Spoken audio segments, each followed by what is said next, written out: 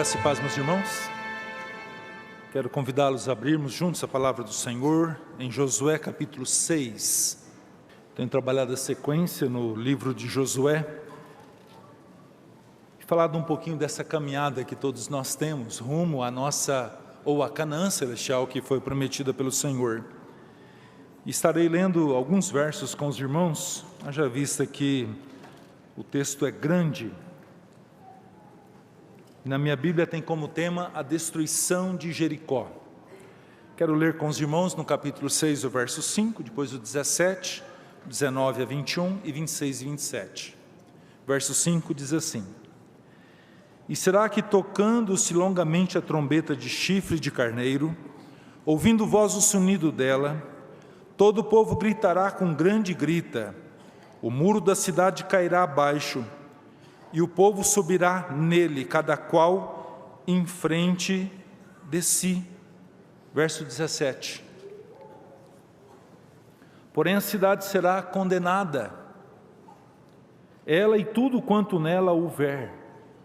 Somente viverá Raabe, a prostituta, e todos os que estiverem com ela em casa, porquanto escondeu os mensageiros que enviamos. Verso 19 a 21. Porém toda prata e ouro, utensílios de bronze e de ferro, são consagrados ao Senhor, irão para a casa do tesouro, ou irão para o seu tesouro. Gritou, pois, o povo, e os sacerdotes tocaram as trombetas. Tendo ouvido o povo o sonido da trombeta, e levantado o grande grito, ruíram as muralhas, e o povo subiu à cidade, cada qual em frente de si, e a tomaram. Tudo quanto na cidade havia, destruíram totalmente ao fio da espada. Tanto homens como mulheres, tanto meninos como velhos, também bois, ovelhas e jumentos. Versos 26 e 27. Naquele tempo, Josué fez o povo jurar e dizer: Maldito diante do Senhor seja o homem que se levantar e reedificar esta cidade de Jericó. Com a perda do seu primogênito, lhe porá os fundamentos, e à custa do mais novo, as portas. Assim era o Senhor com Josué, e corria a sua fama por toda a terra. Amém. Vamos orar? Pai, nós estamos diante da sua palavra e desde já agradecemos, porque o Senhor preservou a mesma para o nosso ensino, para a nossa edificação. E nesta noite estamos diante da tua palavra e rogamos que o Espírito Santo do Senhor nos dê o entendimento da mesma, e que ela possa ser aplicada na nossa vida, que seja, Senhor, aceita e digna de ser vivida. Eu peço, Senhor, que os princípios que ela nos ensinarem nessa noite sejam vividos no dia a dia. Tudo isso com um propósito: a glória do seu santo e bendito nome, ó Senhor. E é no nome de Jesus que nós oramos. Amém. Meus irmãos, uma das coisas que nós pouco consideramos na carreira da vida cristã, enquanto nós caminhamos rumo à Canaã celestial, aquele dia quando nós vamos nos encontrar com o Senhor e para sempre morarmos, habitarmos com Ele, é que enquanto isso, nós ainda sofremos com as consequências do pecado. E não apenas isso, nós sofremos com as consequências das lutas, dificuldades, dores e angústias que nós passamos no nosso dia a dia. Isso acontece, queridos, quando principalmente dispomos a viver uma vida de santidade. E a gente tem uma impressão que todas as hostes do maligno, tudo aquilo se volta contra nós com o propósito de fazer-nos desistir desse propósito de mudanças de comportamento, de atitudes. Eu me lembro uma vez que nós trabalhávamos com um caminhão, em um período que eu ajudava meu pai, e nós alimentávamos uma fornalha de uma laminadora, e estava faltando lenha para aquela laminadora, e a gente, apurado com isso, nós passávamos por uma estrada estreita, e um senhor com pneu furado do seu carro parou bem no meio da estrada. A intenção dele era que alguém pegasse o macaco, levantasse o pneu do carro, levantasse o carro e trocasse o pneu para ele. E vocês imaginam, queridos, um alemão de quase 60 anos de idade, que estava sendo amansado pelo Senhor como meu pai, ele vê aquela cena com pressa, preocupado, e ele olha para aquele jovem rapaz e diz: você não pode colocar o seu carro um pouco mais na beirada da cerca? E ele disse: não. Meus irmãos, eu olhei para o meu pai e falei: pai, nós somos crentes. Meu pai foi lá, levantou, pegou o macaco e trocou o pneu. Mas eu imaginava o que se passava no coração dele naquele instante. São situações iguais a essas, queridos, que quando nós saímos desse local que nós consideramos um local maravilhoso, a congregação dos justos, dos santos, e nós vamos para a nossa casa, nós nos deparamos com tantas situações que nós consideramos e chamamos de lutas. E de repente, queridos, nós ouvimos por aí que quando nós nos convertemos, temos nosso coração transformados, nós não temos mais isso. São as chamadas fake news, queridos, onde pessoas estão sendo enganadas, e quando elas passam por situações assim de dificuldades, erroneamente elas questionam o Senhor, e em sua maioria, achando que estão demasiadamente sendo cobradas, muitas delas inclusive abandonam as fileiras do cristianismo.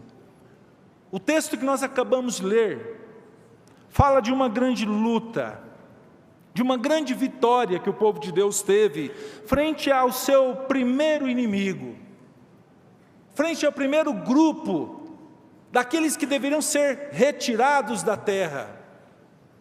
Mas a ordem do Senhor para aquela primeira cidade, e a mais fortificada de todas, diante daquelas 7 nações que povoavam a terra prometida, e o povo aqui acabara de passar o Rio Jordão, no alto da sua cheia. Deus novamente abre as águas, como abriu o Mar Vermelho, o povo passa, e eles estão diante de uma ordem, não apenas retirar, mas matar todos os habitantes daquela cidade. A impressão que a gente tem, queridos, é que diante daquela primeira e maior dificuldade, maior luta que eles passariam, é para que as próximas não fossem entendidas como algo intransponível. E Deus ensina aquele povo, como nós cantamos desde o primeiro instante, a dependermos dEle em tudo.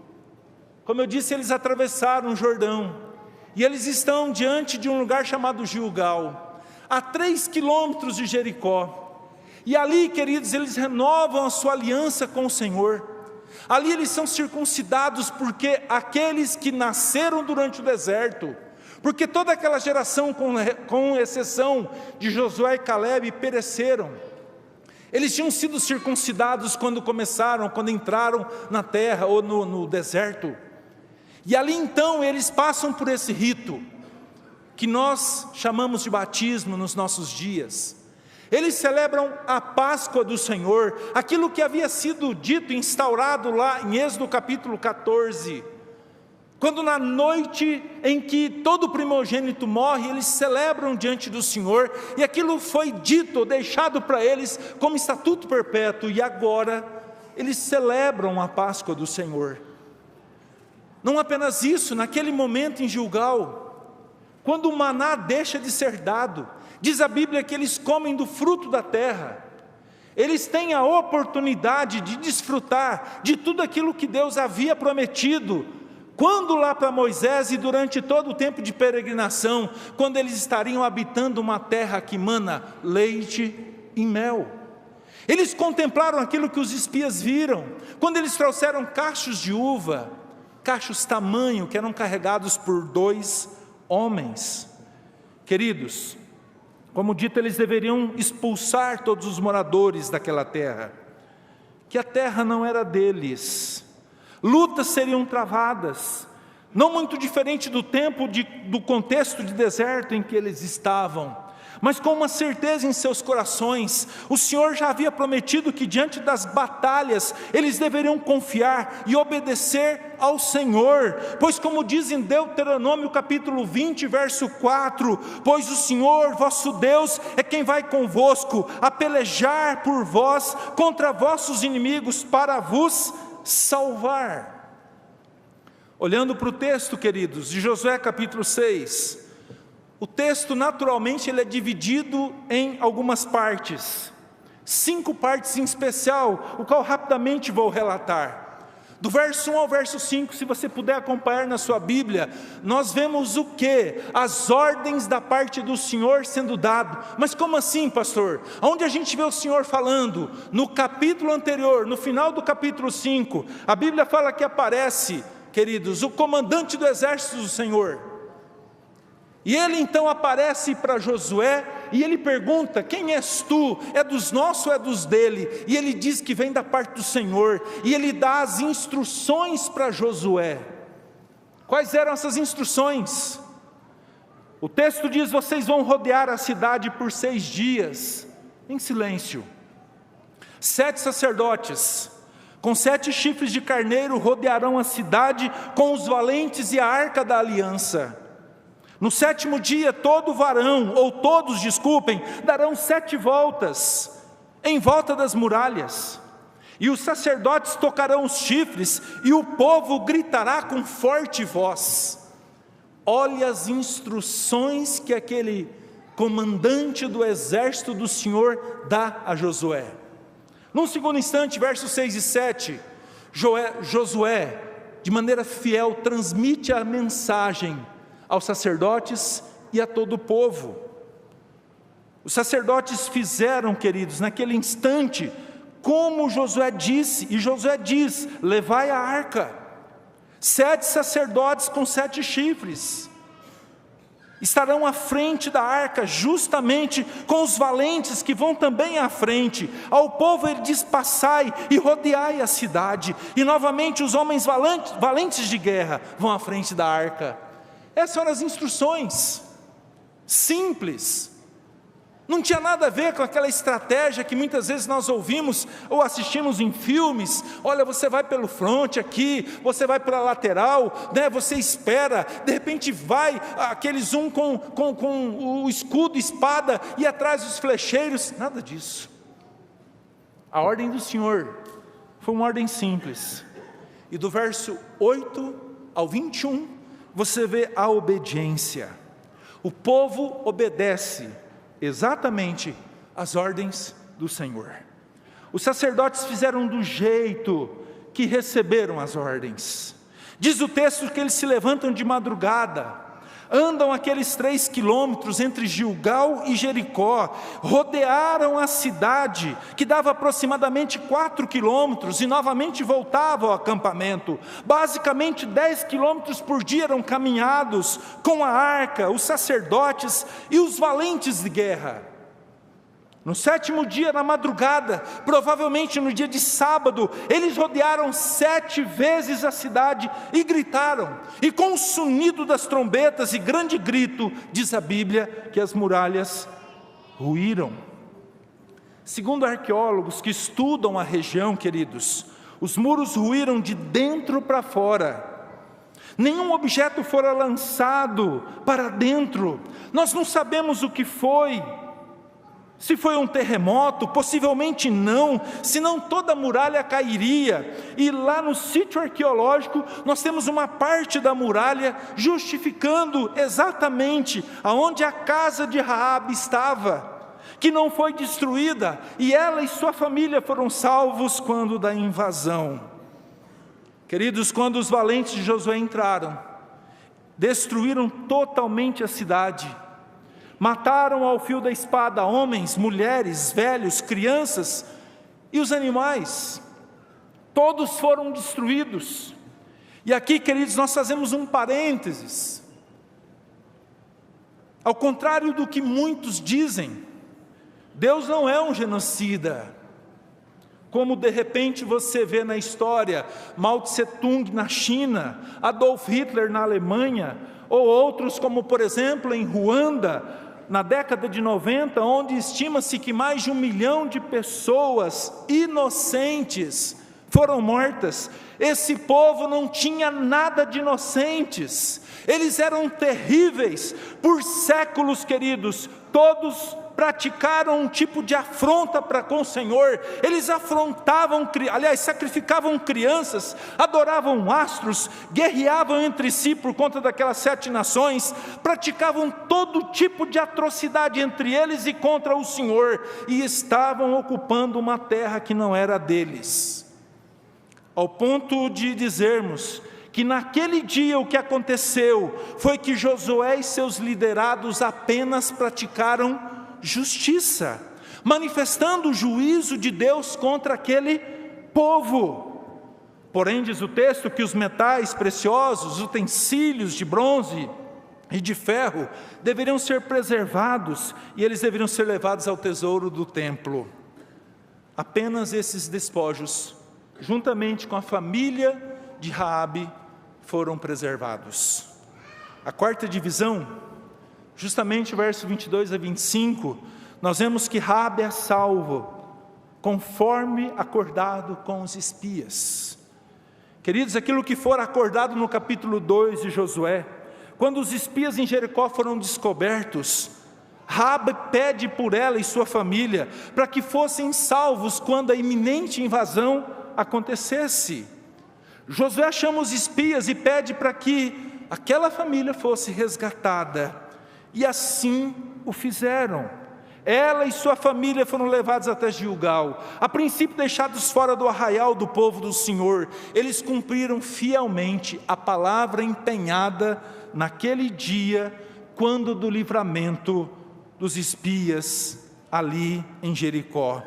Depois essa mulher veio a se casar com um servo do Senhor chamado Salmão. Da sua descendência vem o rei Davi e o próprio Senhor Jesus Cristo, isso relatado em Mateus capítulo 1, verso 5. A última divisão do texto, os versos 26 e 27 que nós lemos, nós temos uma maldição sendo proferida, onde essa cidade, por toda a sua maldade, nunca mais deveria ser reconstruída, deveria ser mantida em destroços, sob pena de verem os seus filhos mortos. Queridos, uma tentativa de reconstruir a cidade aconteceu. Isso foi registrado no livro de 1 Reis, capítulo 16, verso de número 34, onde diz: em seus dias, Riel, o Betelita, edificou Jericó. Quando lhe lançou os fundamentos, morreu-lhe Abirão, seu primogênito. Quando lhe pôs às portas, morreu Segube, seu último, segundo a palavra do Senhor, que falara por intermédio de Josué, filho de Num.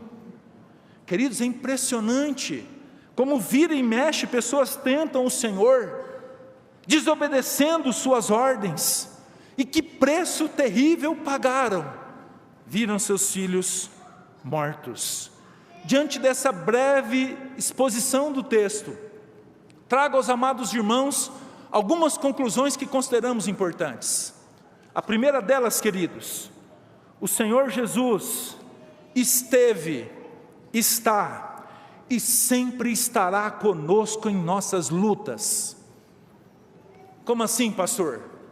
Se você voltar no final do capítulo 5, aparece do verso 13 ao verso 15, a expressão príncipe do exército do Senhor, aquele que aparece para Josué e dá as ordens. Esse príncipe não é um anjo, pois Josué se prostrou diante dele com o rosto em terra, e esse príncipe não falou nada, não repreendeu Josué por tal ato, como aconteceu, por exemplo, com o apóstolo João em Apocalipse capítulo 19, verso 10, quando ele se prostra ante o anjo, ele diz: não faças isso, sou conservo teu, adora a Deus. aquele príncipe aceitou que Josué se prostrasse e o adorasse. Mas ainda, queridos, aparece a mesma expressão que foi usada pelo próprio Senhor, lá em Êxodo capítulo 3, quando do chamado de Moisés, diante da sarça que não se consumia, que queimava e não se consumia, o príncipe do exército do Senhor diz: descalça as sandálias dos pés, porque o lugar em que estás é santo. Dessa forma, queridos, concordo com o reverendo Augusto Nicodemos, que quem estava ali dando as ordens para Josué, e depois derrubando aquelas fortificadas muralhas, era o próprio Senhor Jesus. O Senhor Jesus esteve naquela batalha. O Senhor Jesus esteve com aquele povo durante o tempo da peregrinação. Por exemplo, quando aquela pedra, da onde brotou água, o apóstolo Paulo diz em 1 Coríntios 10, 4, que a pedra era Jesus. Ele estava presente. E ele prometeu, queridos, momentos antes de fazer assunto aos céus, que ele estaria com o seu povo todos os dias, até a consumação dos séculos. Assim, meus irmãos, em todos os momentos, o Senhor Jesus, como pastor amado, nos acompanha, e nos momentos mais difíceis da nossa vida, Ele nos carrega no colo, em seus braços de amor. Creia nisso. Segunda conclusão: suas instruções são valiosíssimas, mesmo que sejam diferentes do habitual. Imaginamos, queridos, o povo de Jericó, dentro das muralhas, lá em cima, no alto dos seus 10 metros, 6 metros de largura, uma muralha aos olhos de todos intransponível, impossível de ser invadida. Aqueles de Jericó em cima vendo aquela procissão, com um chifre nas mãos, um caixote de madeira atrás sendo carregada por alguns homens com umas roupas estranhas, e algumas poucas espadas e flechas. Isso seria motivo de riso, de chacota.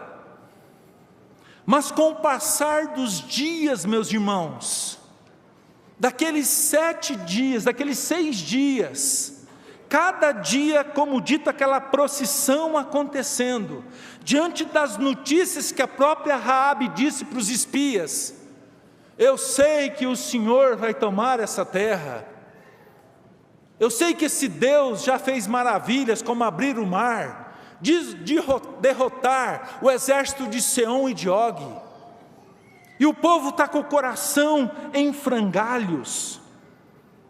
Com o passar dos dias, queridos, durante aquele tempo em que o povo rodeava a cidade, diante do temor, do medo que fora tomando conta deles, não foi difícil naquele 7º dia entrar na cidade e fazer aquilo que o Senhor havia dito. Aquilo que parecia impossível aconteceu. As muralhas ruíram. Ordens que muitas vezes nós olhamos e pensamos: isso é coisa de criança, inocente. Mas são ordens que o Senhor nos dá.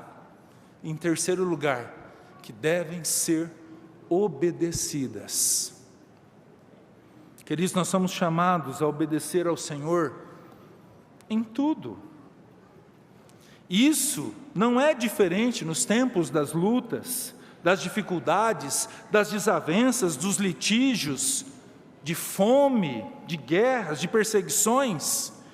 É aí que nós devemos ainda mais obedecer ao Senhor. Meus irmãos, nós vivemos dias difíceis. Falávamos hoje de manhã na escola bíblica isso não vai mudar.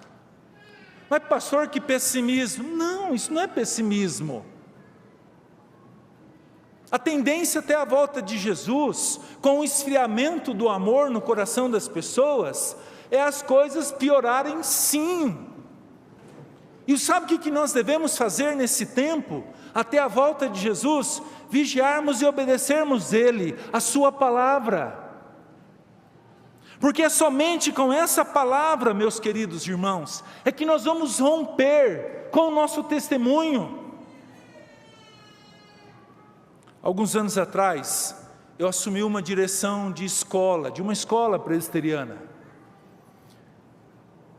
E eu encontrei uma escola, queridos, com vários meses de salários atrasados, impostos anos engavetados,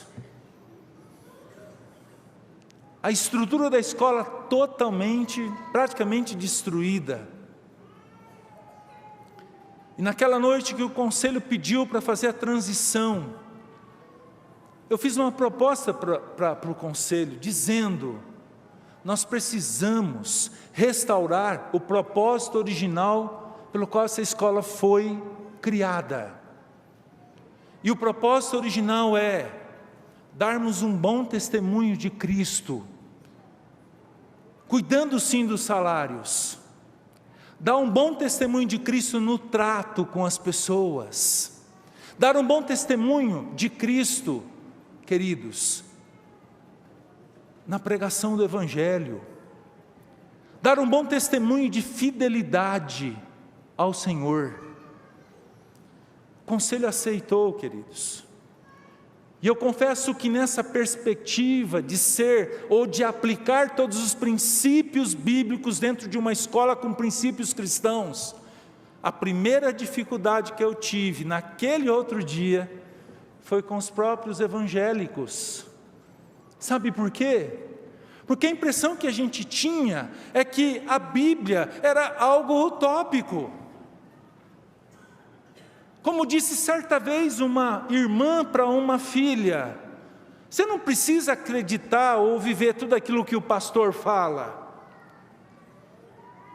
E aí depois essa mãe foi tirar a filha da cadeia.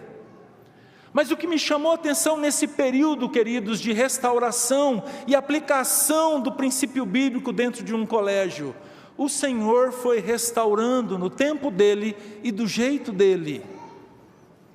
E a fidelidade daquela escola, ela se tornou sim um celeiro missionário, onde pais, professores, alunos e toda a sociedade era impactada pela pregação da palavra do Senhor e do testemunho daqueles alunos, e pela fidelidade na devolução dos seus dízimos. Ela sozinha sustentava toda a obra missionária de uma cidade, de uma região. A nossa cidade tinha 40 mil habitantes e tinha 7 igrejas. Vale a pena, queridos, obedecermos ao Senhor. Essa foi a conclusão no final dos 14 anos de direção. Vale a pena honrar o Senhor, obedecer a sua palavra, porque quando nós fazemos isso, nós estamos falando: o Senhor é responsável, porque todas as vezes que eu não obedeço ao Senhor, e eu ajo de acordo com a minha vontade, eu estou assumindo um risco, queridos, e na maioria das vezes está errado. Sabe por quê? Porque as intenções e os ímpetos desejos do coração do homem nem sempre são aquilo, ou é aquilo que deve ser aplicado e tem a bênção do Senhor. Não precisamos ter medo, devemos obedecer ao Senhor. A nós somente cabe aquilo que Deus disse para Josué no seu chamado: coragem, seja forte, confie no meu agir, na minha palavra, na minha misericórdia. E foi isso que Josué e o povo do Senhor fizeram, o básico, confiaram naquela ordem. Sacerdotes, 7 chifres, arca, os valentes, rodeiem a cidade. E eles assim fizeram. E a Bíblia fala que a cidade Jericó caiu. Quarta e última conclusão: tudo aquilo aconteceu para que toda honra e glória fosse dada ao nome do Senhor. Presta bastante atenção nisso. Observem, queridos, que Josué, os sacerdotes, o povo, eles fizeram exatamente o que o Senhor mandou. As muralhas caíram de dentro para fora, algo inesperado, como se os próprios habitantes de Jericó derrubassem os muros. O povo não fez nada de extraordinário. Diante daquela tomada, queridos, os despojos, diz o texto, eram do Senhor, do templo do Senhor. O povo não deveria pegar nada. Por quê? Porque a vitória não foi do povo, foi do Senhor.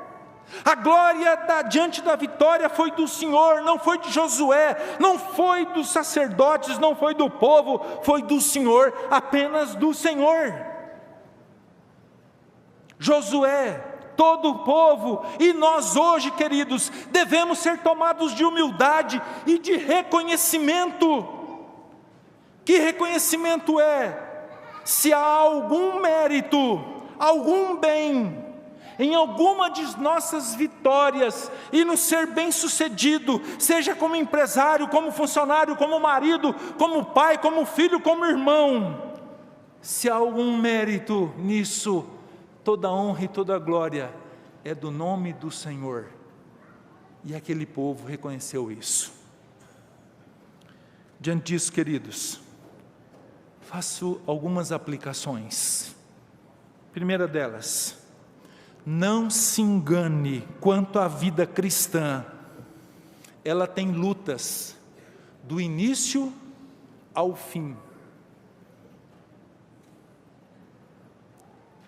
Segunda aplicação: se você por um motivo ou outro está desanimado, observe as histórias do povo de Deus. Na palavra do Senhor sempre temos essa expressão, uma expressão de confiança, aonde Ele diz: confie na minha palavra, ser forte e corajoso, não temas. Enfrente todas as batalhas à sua frente, confiados não na sua força, não na sua capacidade, mas no agir do Senhor. Terceira: se por um motivo ou outro o seu coração está cheio de soberba, por alguma vitória, por alguma bênção, lembre-se, Deus resiste ao soberbo, mas dá glória ao humilde. Todas as vitórias em nossa vida vêm dele, e é para a glória do seu santo nome. Por fim, se você por um motivo ou outro está afastado, está lutando sozinho diante das batalhas da vida, e certamente, queridos, você está exausto com tudo o que você tem passado, presta atenção, volte às fileiras e siga as ordens do nosso general Jesus Cristo, o príncipe do exército do Senhor. Nele, sempre seremos mais do que vencedores. Que Deus nos abençoe. Oremos.